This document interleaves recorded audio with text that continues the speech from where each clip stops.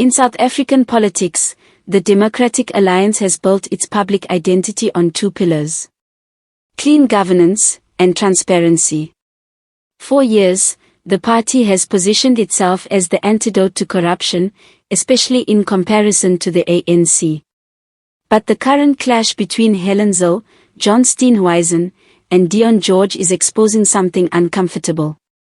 The DA also has internal conflicts, financial missteps, and allegations that it prefers to manage privately, rather than confront publicly. And this time, the cracks are too visible to hide. The saga began when President Cyril Ramaphosa removed Dr. Dion as Minister of Forestry, Fisheries and the Environment, replacing him with Willie Ocamp. Publicly, the reason was framed as poor performance. But inside the DA, the story is far more explosive. According to leaked reports, George lost his ministerial post after he refused a request from John Steenhuisen to accept a demotion. Steenhuisen allegedly wanted him shifted into a deputy minister role in the trade, industry and competition portfolio. When George pushed back, Steenhuisen is believed to have pushed harder, until Ramaphosa eventually removed George from the Environment Ministry. But George did not leave quietly. Instead, he struck back with allegations that go to the heart of the DA's public image. George accused Steenhuisen of abusing the party's official credit card.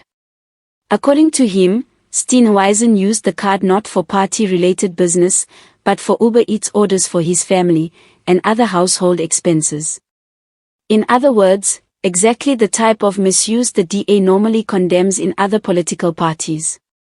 To make matters worse, separate reports show that the Cape Town Magistrates Court issued a default judgment against Steenhuisen in May 2025, for nearly 150,000 rand in unpaid personal credit card debt.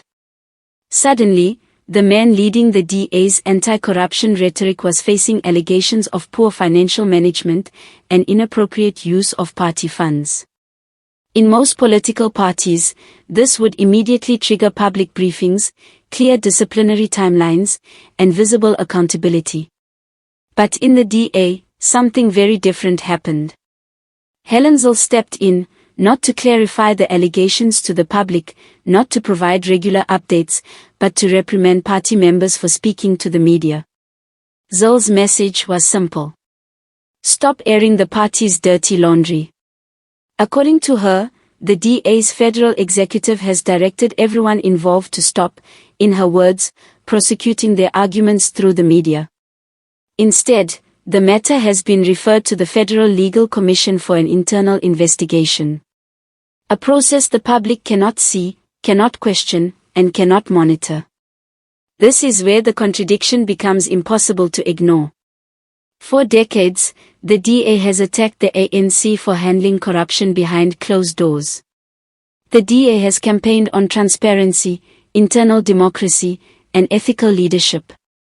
Yet when allegations arise inside its own leadership, allegations involving credit cards, personal spending, and financial discipline, the immediate instinct is secrecy, containment, and internal damage control. The DA may not have the same scale of corruption seen in other parties. But it does have something else: a sophisticated ability to manage its scandals quietly. To keep the brand clean, even when the behavior is not.